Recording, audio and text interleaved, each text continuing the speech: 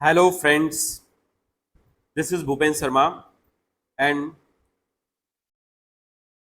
you are watching our channel English Study Times. तो जैसा कि आप सब लोगों को पता है कि हमने पिछले वीडियो में चैप्टर 8 का कुछ भाग पढ़ लिया था। तो जिन्होंने अभी तक मेरे चैनल को सब्सक्राइब ना किया हो वो प्लीज़ चैनल को सब्सक्राइब जरूर कर लें, और जिन्होंने इस चैप्टर के पहले भाग को ना पढ़ा हो प्लीज़ उन्हें पहले पढ़ लें, क्योंकि स्टोरी को शुरुआत से ही समझने में ज़्यादा अच्छा रहता है। आइए हम स्टोरी की शुरुआत करते हुए थोड़ा सा समरी कर लेते हैं। हमने फर्स्ट एक्ट को इसके ऊपर पढ़ लिया है, जहाँ पर जेंसी और सोफी दो फ्रेंड्स हैं और दोनों ही फ्रेंड्स एक दूसरे से चर्चा करते हुए बात करते हुए आ रही हैं। जहाँ पर सोफी एक एडोलसेंस एज की लड़की है जो अपने ही ख्यालों में खोई हुई रहती है, जबकि जेंसी वास्तविकता से परिचय रखती है। तो सोफी उससे कहती है कि जैसे ही मेरा स्कूल हो जाएगा, कंप्लीट हो जाएगा, वैसे ही मैं एक बुटीक की दुकान खोलूंगी जरूर। तो जेंसी उसे समझाने का प्रयास करती है कि बुटीक की दुकान खोलने के लिए काफ़ी सारे पैसों की आवश्यकता पड़ती है और तुम्हारे पापा जी तुम्हें पैसे नहीं देंगे। तो वो कहती है कि भाई मैं पैसे की कहीं ना कहीं से व्यवस्था कर लूंगी, मैं मैनेजर बन जाऊंगी या मैं एक्ट्रेस बन जाऊंगी या फैशन डिजाइनर बन जाऊंगी, जिससे मुझे मेरे पास पैसे आ जाएंगे और मैं एक दिन बुटीक जरूर खोलूंगी। लेखक बताता है कि ऐसा कहते हुए वो अपने घर में प्रवेश करती है।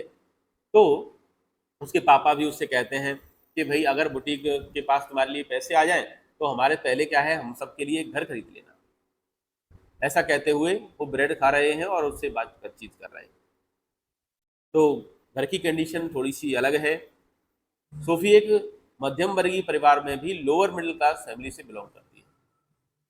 जिस घर में वो रहती है वो घर एक छोटा सा घर है, और उसमें ही जिस कमरे में उसके पिताजी बैठे हुए हैं, लिटिल डेरेक बैठे हुआ है, उसी कमरे में ही रसोई की व्यवस्था है, उसी कमरे में चूल्हा जलता है, उसी कमरे में ही एक कॉर्नर में गंदे बर्तन रखे हुए हैं।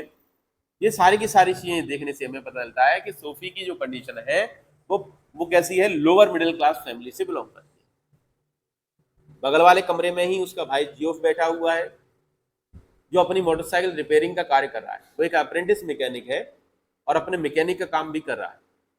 लेकिन सोफी को ऐसा लगता है कि उसका भाई जो है बिल्कुल बोलता नहीं है, तो किसी न किसी ख्यालों में खोया हुआ रहता है, जिस कारण से वह बताता नहीं है कि वो कौन से संसार से रह के आता है, वह कौन से संसार में घूम के आता है।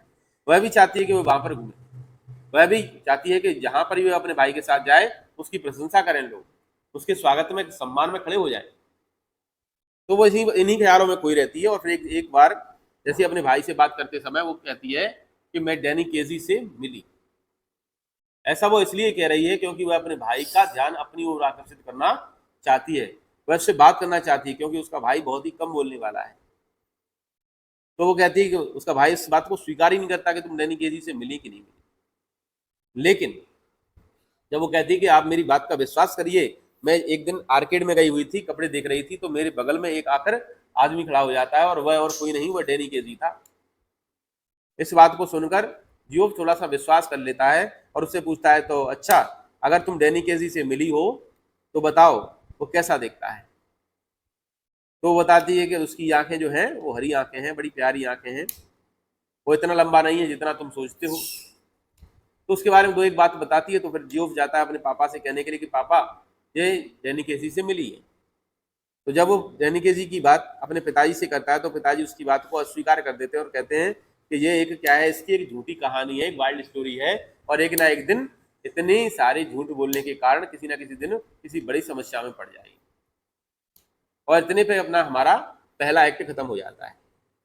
एक्ट यहाँ से सेकंड शुरुआत है। हम यहाँ तक हमने पहले वीडियो में पढ़ लिया है और आज यहाँ से शुरुआत करने वाले हैं, और आज हम पूरी स्टोरी को खत्म करने वाले हैं। The table lamp cast on amber glow across her brother's bedroom wall. दृश्य जो है, दृश्य जियोफ के कमरे का दृश्य है, जहां पर बगल में रखा हुआ टेबल लैंप है जिसका प्रकाश दीवार पर पड़ रहा है। And across the large poster of United first team squad and row of the coloured photographs beneath. उस कमरे में उस टेबल लैंप का प्रकाश एक बड़े से पोस्टर पे पड़ रहा है जो कि यूनाइटेड फर्स्ट टीम का स्क्वाड का पोस्टर है, यानी कि जो फुटबॉल टीम का पूरा दृश्य है, पूरी का पूरा फोटो है जो दीवार पर लगा हुआ था।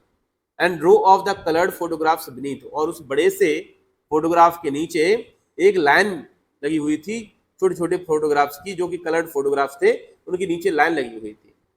3 of them of the young Irish prodigy KG, तो उन सभी फोटोग्राफ्स में से डैनी केजी के 3 फोटोग्राफ लगे हुए थे। तो उसी कमरे में आकर सोफी अपने भाई से कहती है, क्या कहती है, promise you tell no one. Sophie कहती है, जोफ तुम मुझसे वादा करो कि मैं जो तुमसे बात कहने वाली हूं वो आप किसी से नहीं कहेंगे। Nothing to tell is there, तो उसका भाई कहता है कुछ है ही नहीं कहने के लिए, तो कहें किससे। तो वो कहती है, प्रॉमिस योर डैड्स मर्डर मी। वो कहते हैं, कौन कहती है, सोफ कहती है कि भैया मुझसे वादा करो, अगर पापा को बात चली गई, पता चल गई, तो वो मुझे मार डालेंगे, वो मुझे कत्ल कर देंगे। Only if he had it was true, केवल तुम ही हो ये सोचते हो कि मैं सच बोल रही हूँ, या मैंने जो कहा है तुमसे वो सच है और कोई मेरी बात पर विश्वास नहीं करता। प्लीज जोफ तुम मेरी बात को स्वीकार करो, कहो, भगवान की कसम खाओ कि तुम किसी से नहीं कहोगे। जोफ उसकी बात को समझ जाता है कि ये क्या कहना चाहती है। तो कहते Christ Geoff Sophie you are still at school. उसके भाई कहता है, सोफी भगवान के लिए शांत हो जाओ, चुप हो जाओ, तुम अभी भी एक स्कूल गर्ल हो, तुम्हें इन बातों में नहीं पढ़ना चाहिए। KG must have strings of girls, KG के पास निश्चित ही बहुत सारी लड़कियां हैं। यहां पर आप लोग समझ ही गए होंगे कि सोफी किसके बारे में बात कर रही है, वो उसके और डैनी केजी के रिलेशनशिप के बारे में बात करना चाहती है। उनसे कहना चाहती है कि वो और Danny Casey love with each other. तो वो कहते no he is not, he does not. तो वो कहती नहीं नहीं नहीं, ऐसी बात नहीं है, उसकी कोई गर्लफ्रेंड नहीं है।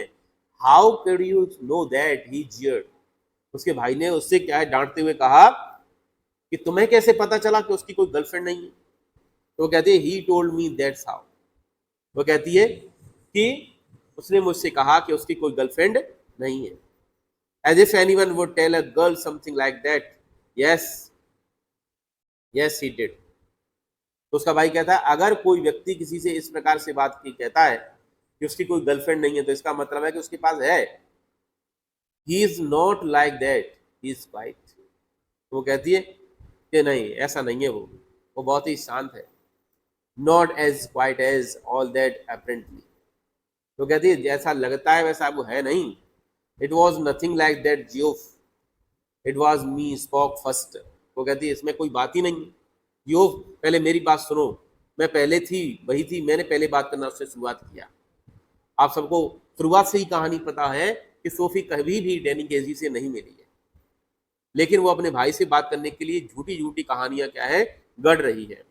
When I saw who it was, I said, "Excuse me, but aren't you Danny Casey?" उसने कहा कि पहले मैंने आपको बताया था कि वो मुझसे बताया नहीं, ऐसा नहीं है, मैंने उससे पहले पूछा। जैसे ही मैंने उसको देखा तो मैंने उससे पूछा, अरे क्षमा कीजिए, क्या आप डैनी केजी तो नहीं है?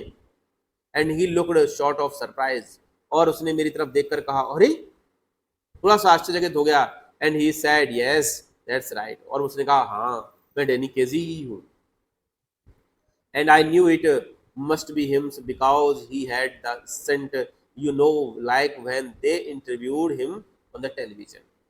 और तुम जानते हो अच्छी तरह से कि मैं उसके बोलने के तरीके को, एसेंट को जानती हूँ, क्योंकि हमने उसके कई सारे इंटरव्यू टीवी पर देखे हुए हैं। इसलिए उसकी भाषा को समझ कर मैं समझ गई कि वो कोई और नहीं, वो डैनी केजी ही है, वो झूठ नहीं बोल रहा है।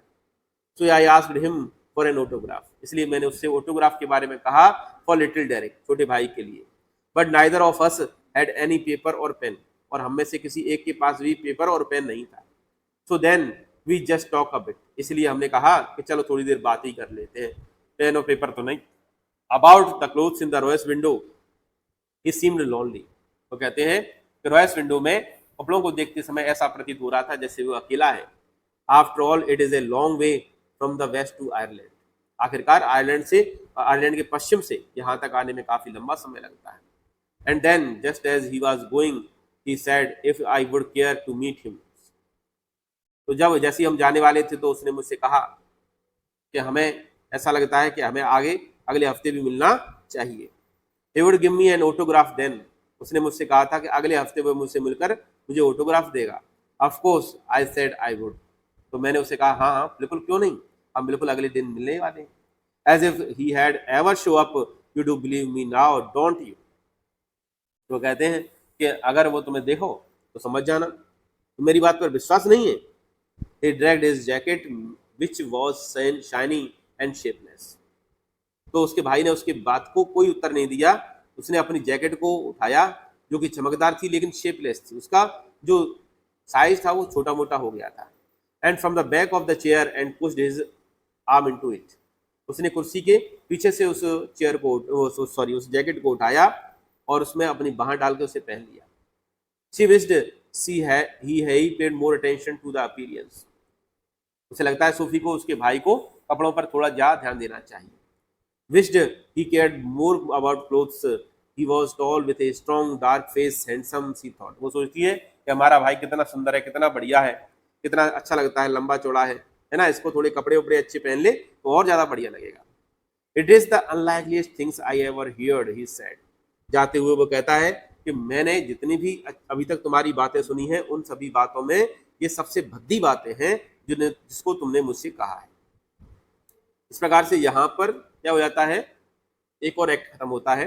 नेक्स्ट एक्ट होता है on Saturday they made their weekly pilgrimage to the wash uniteds, हर शनिवार के दिन वे सभी लोग, कौन कौन, जियोफ की बहन सोफी, जियोफ के पापा, जियोफ का छोटा भाई, ये सभी लोग एक वीकली पिलग्रिमेज की तरह यूनाइटेड फुटबॉल वॉश यूनाइटेड के फुटबॉल मैच को देखने के लिए जाते हैं। यहाँ पर पिलग्रिमेज का मतलब यह है कि बड़ी आस्था जुड़ी हुई थी। इस प्रकार से हमें किसी धर्म विशेष से आस्था जुड़ी होती है और हम वहां पर बिना किसी की छुट्टी किए हुए कहाँ पर जाते हैं, उस स्थान पर बार बार घूमने के लिए जाते हैं। तो वही स्थान को यहाँ पर पिलग्रिमेज की बात कही गई है, जहाँ पर सोफी और सोफी के पापा, सोफी के भाई सब कहाँ पे जाते हैं, वहां पर घूमने के लिए जाते हैं, यूनाइटेड का मैच देखने के लिए जाते हैं। Sophie and her father and little Derek went down near the goal, Geoff has always went with his mates higher up, Sophie and father और लिटिल डेरेक गोल पोस्ट के पास में ही बैठते हैं, जबकि जियोफ अपने दोस्तों के साथ थोड़ा ऊंचे जगह पर बैठने का कार्य करता है। United won 2-0 and Casey draw in the second goal, United 2-0 से मैच जीत गई, जिसमें केसी ने दूसरा वाला क्या है गोल किया। He belong to the innocence Irish junior, उसे देखकर ऐसा लगता है कि बड़ा मासूम सा आयरिश बहुत ही अच्छा प्लेयर है।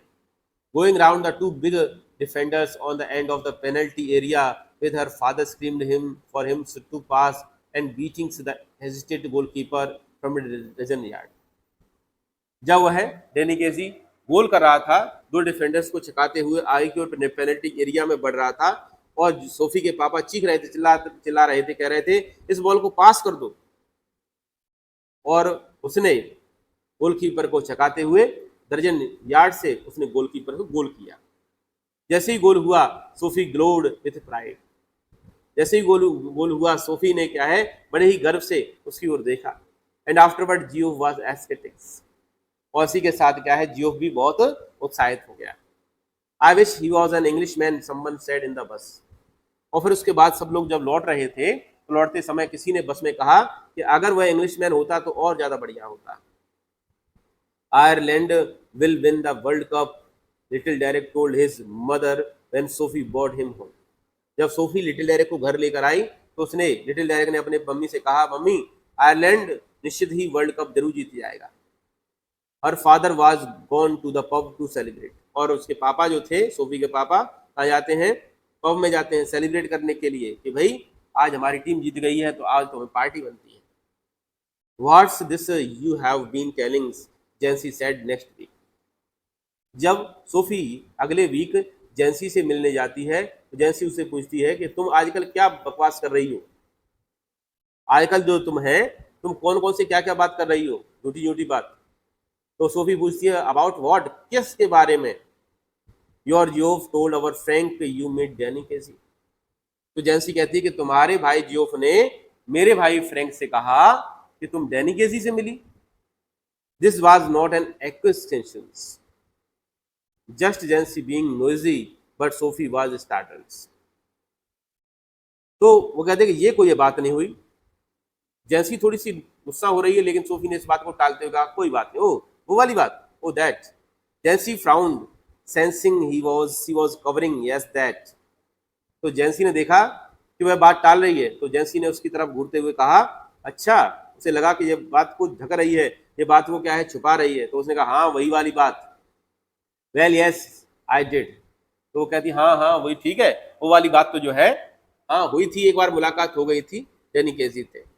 You never did, Jancy exclaimed. Jancy ने कहा नहीं, तुमने कभी नहीं मिली उससे। Sophie glared at the ground, damn that Geoff, this was the Geoff things not a Jancy thing. Sophie जमीन की ओर देखते हुए सोच रही है, हे भगवान, जब जियोफ का बेड़ा गर्क हो, ये लड़का किसी से बात छुपा नहीं सकती इससे। ये तो जियोफ के लिए बात थी, जेंसी के लिए नहीं थी। It was mean to be something special just between them. वो सोच रही थी कि उसके और जियोफ के बीच में कुछ तो स्पेशल था जो उसको बात को सीक्रेट रखता, लेकिन इसने तो सारी की सारी बात बता दी। It was not a Jancy kind of things at all. तो वो सोच रही है कि जेंसी के लिए तो कतई नहीं ये बात थी। टॉक ग्वैकी जेंसी।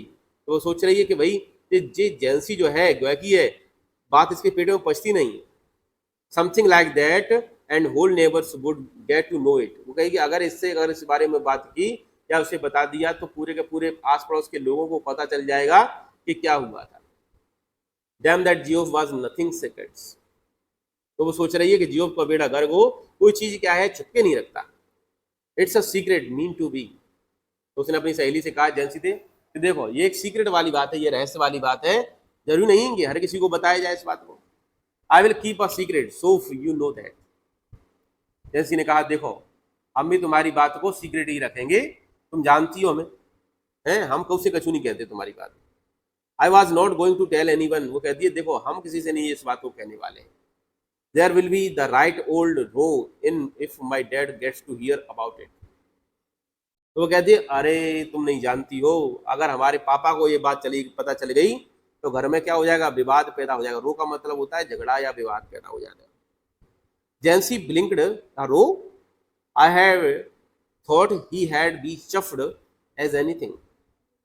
तो वो कहती है झगड़ा क्यों हो जाएगा, मुझे तो नहीं लगता ऐसी कोई बात है, ये तो कोई खुशी होने वाली बात है, ये तो दुख वाली बात तो है ही नहीं कुछ में, लड़ाई वाली बात।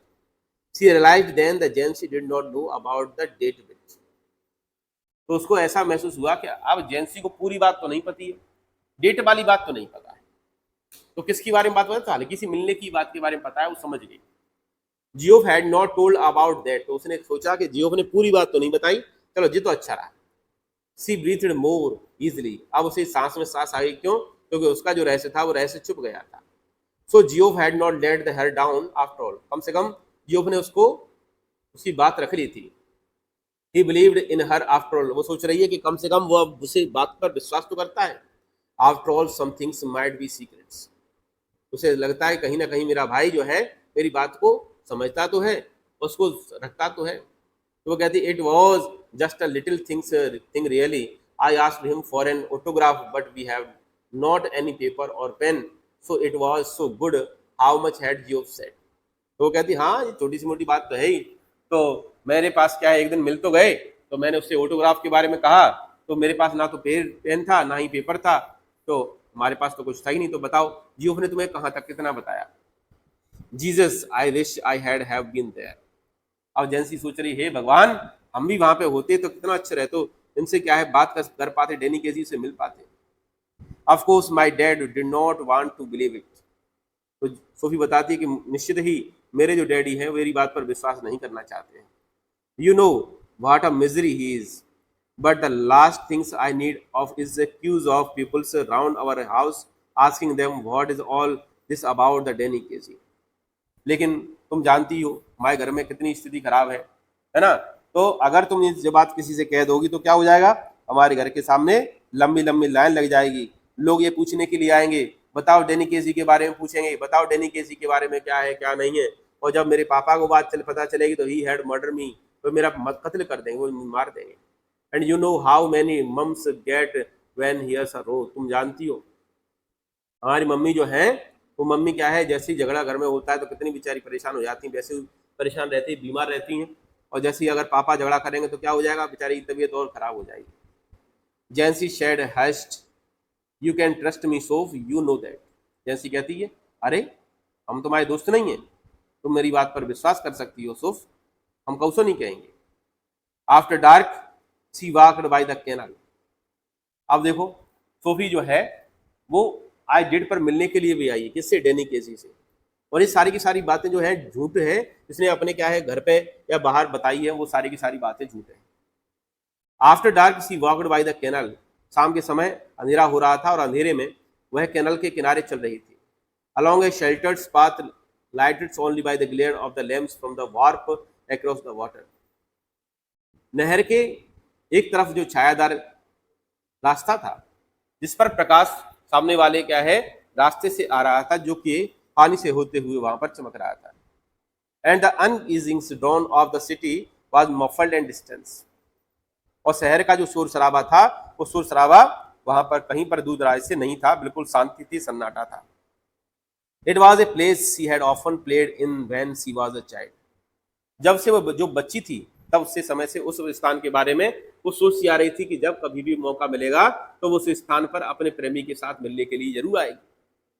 There was a wooden bench beneath a solitary elms where lovers sometimes come.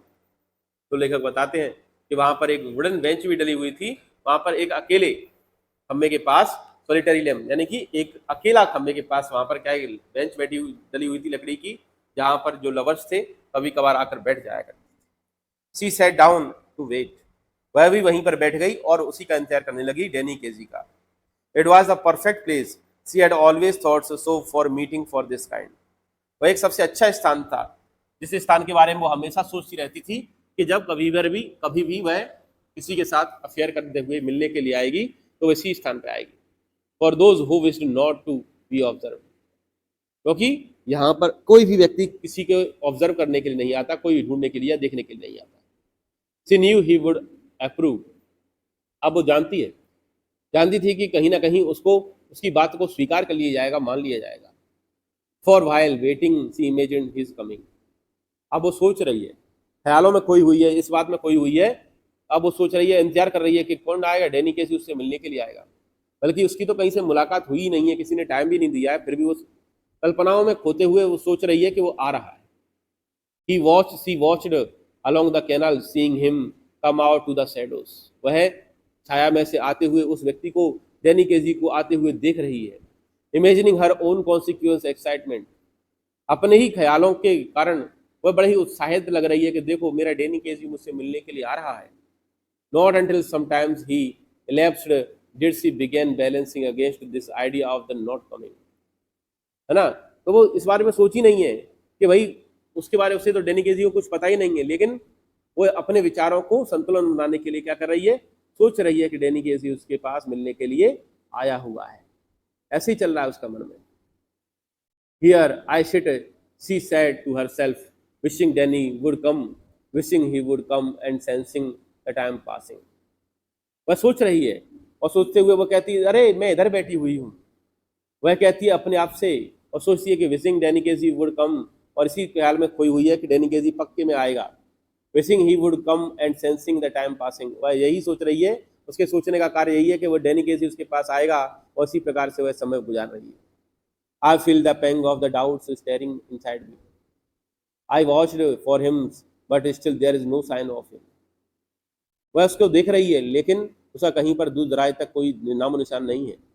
I remember Geoff saying he would never come, and how none of them believed me when I told them. I wonder what will I do? What can I tell them now to doesn't come? अब उस बैठकर वहां पर सोच रही है कि मैं जियोफ से क्या कहूंगी, और मुझे याद है कि जियोफ ने मुझसे कहा था कि वह नहीं आएगा, और जब मैं उससे कहूंगी कि वह नहीं आया तो उसे मेरी बात पर विश्वास ही नहीं होगा, और फिर क्या होगा। सोच रही है कि अगर घर पे जाके कह दूं कि डैनी केजी मुझसे मिलने के लिए नहीं आया, but we know how it was Danny and me, that's the main thing. अरे फिर मैं कैसे कहूँ कि डैनी और मेरे बीच में क्या चीज़ हुई थी, क्या बात हुई थी। How can you help what people chose to believe, but all the same it makes the despondence this knowings I never be able to show them they are wrong to doubt me. अब यही बात मैं सोच रही कि वो घर के लोग हैं, उनसे मैं क्या कहूँगी। अब वो मेरी बात पर विश्वास कैसे करेंगे? अगर मैंने उनका विश्वास तोड़ दिया तो वो कभी भी मुझे सही नहीं मानेंगे, हमेशा मुझे संदेह की दृष्टि में देखेंगे, जो भी मैं बात कहूंगी उस बारे में।